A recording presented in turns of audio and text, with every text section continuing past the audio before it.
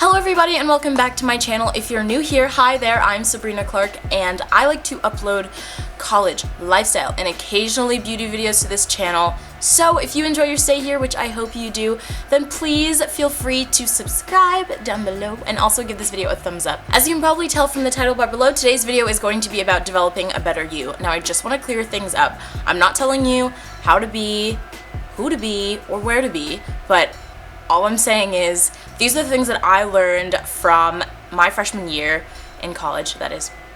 And basically all the steps that I intend to take or have been taking recently to basically become a better person every single day and achieve my goals and be more firm in what it is that I want and just being more self-aware. So if you would like to hear and see all the tips that I have for being a better version of yourself, then please keep watching. My first step in developing a better you is knowing what you want and then going forth and planning it. Now, I'm talking about the small goals. If you say that you want to be a model, break all of that down into small goals. If you're, let's say the first step is taking pictures of yourself so that you can create sort of a portfolio, then go ahead and do that. Either find a friend who loves photography or is an amateur photographer or whatever, and have them take pictures of you so that you can start building a portfolio and things like that. Or if your first step is to get a manager, then research all the different managers you need to have, or the steps that you need to take before you get a manager, etc., etc.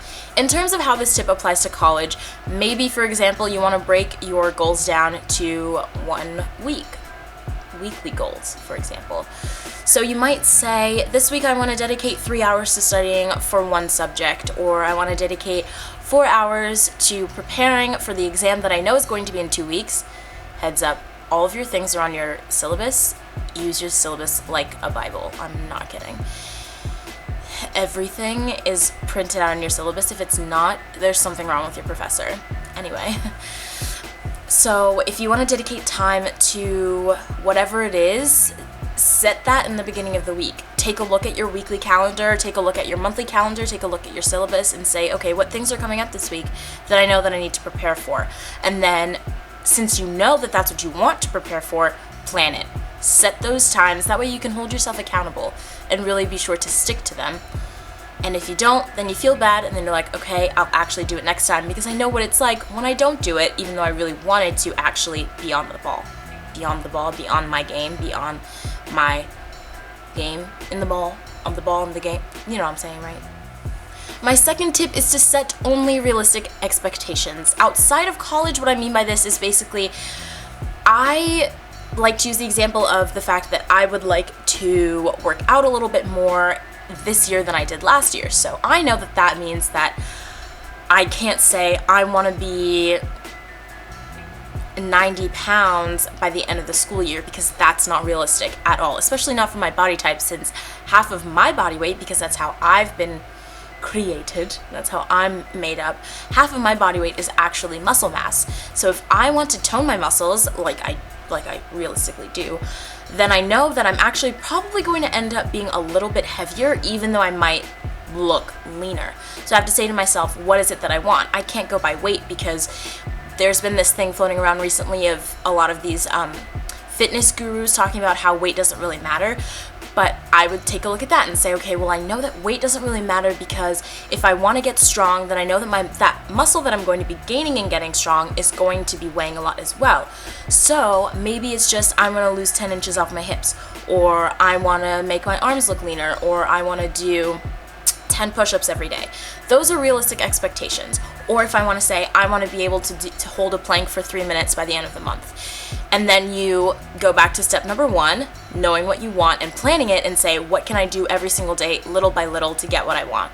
In terms of college, being able to set realistic expectations is not saying I need to have all A's by the end of this first semester, because that is not realistic. I know that a lot of people tend to come from high school, myself included, and think, oh my gosh, I was a great student and I know that I had decent studying qualities and studying habits, so I will be able to easily apply those into my college life.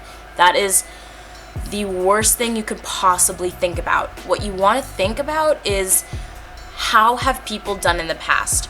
For my orientation week, for example, we had a panel of students come in and talk about basically their entire freshman college experience. Some of them were saying that they were on academic probation after freshman year, or after their first semester, or that they had failed the first 3 exams they'd had.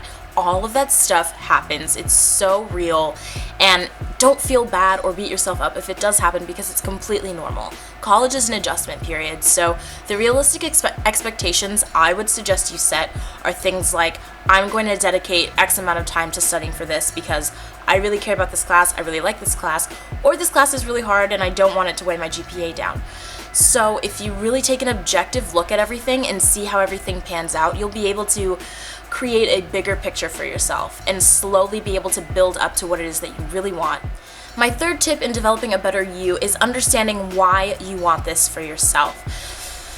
For me, using this example of I want to work out more next year, I want this for myself because I know that I personally like it when I have a bunch of muscles. It makes me feel strong, it makes me feel good, it makes me feel healthy, it makes me feel happy, or I just want to be able to enjoy what I'm putting into my body, because I may enjoy a bacon cheeseburger from Whole Foods with avocado, grilled onions, lettuce, tomato, mayo, and ketchup, but I don't enjoy the way I feel after I've eaten that Whole Foods burger, bacon cheeseburger with avocado, grilled onions, lettuce, tomato, mayo, and ketchup.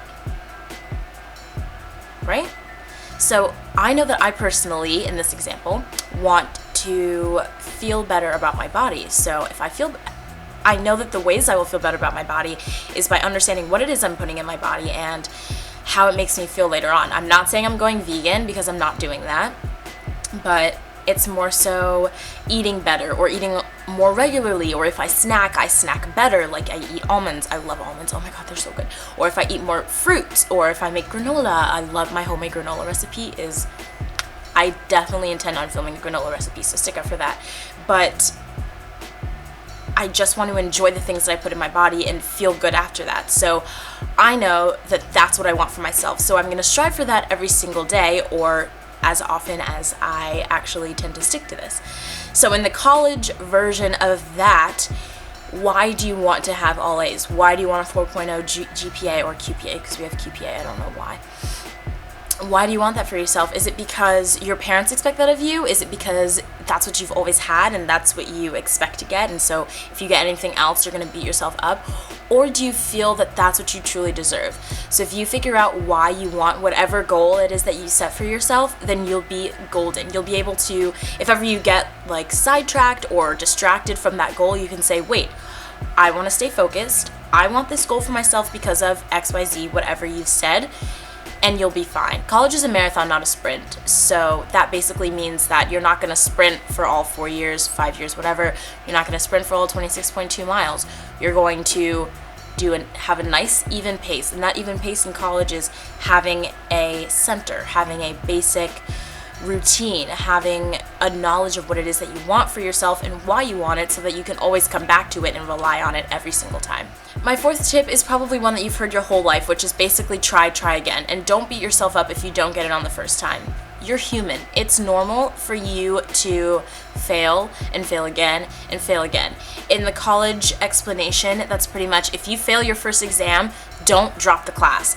Only drop the class if you feel you've been sucking the whole way, and then you fail the first exam, and you needed that first exam was like okay, yes, I'm definitely dropping this class. But it's more so if you feel that you've been putting in a constant stream of work in the class, and you've really been working hard, and you've been seeing good results on any pop quizzes or any quizzes you've had in class.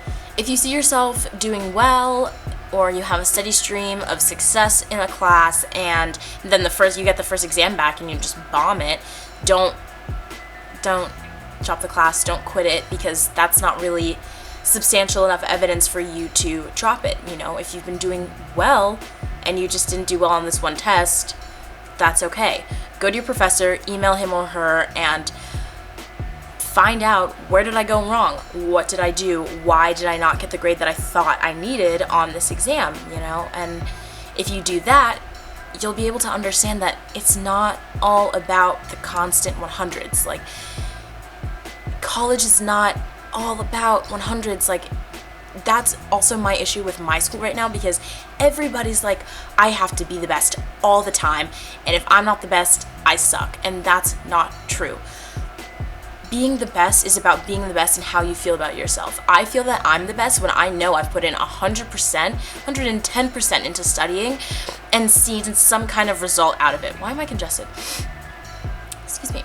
So if you feel that you're the best when you put in 5 hours into studying into one class and then you get a decent score back on an exam, you're on the right track. Use that as a benchmark. I sound so nasally. But don't beat yourself up just because you didn't get it on the first try. My fifth and final tip in developing a better version of you is to treat yourself. Every time you succeed at something, or every time you have achieved one of your goals, take yourself out for ice cream. Treat yourself to that yoga class you saw down the street, or, I don't know, watch a movie on Netflix and eat mozzarella sticks and drool over Oscar Isaac, because that's what I do.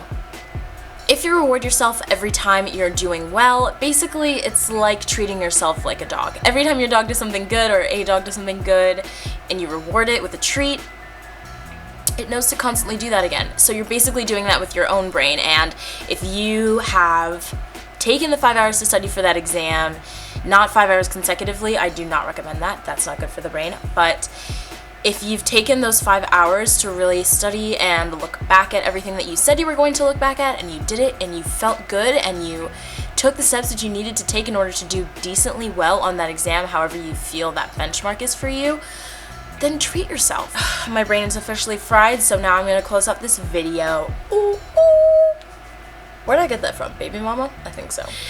Alright everybody, thank you so much for watching this video. If you enjoyed it, please be sure to give it a thumbs up and subscribe down below. That way you're notified every time I upload a new video, which is every Sunday and Wednesday. Occasionally Thursday, if it's my dad's birthday on a Wednesday. Ooh. Between the hours of 2 p.m. and 5 p.m. And on that note, I'm gonna go hang out with my cousins and eat Korean barbecue. Bye!